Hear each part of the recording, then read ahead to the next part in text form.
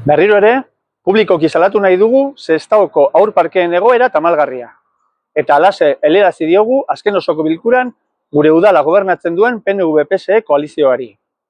Egiaztatu dugu horrelako salaketak egin ondoren, batzuetan berehala jarduten dutela, eta beraz, horretan jarraitzeko konpromisoa hartzen dugu. Parke batzuetan, kolumpioak apurtuta daude, garbitasun falta dago eta mantentze lana guztiz eskasa da. Jakina, denok egin behar dugu aurrera espazio publikoen erabilerari buruzko kontzientziazioan, baina arazoa haratago doa. Parke horiek, mantentze lan erregularragoak eta eguneroko garbitzea eskatzen dute.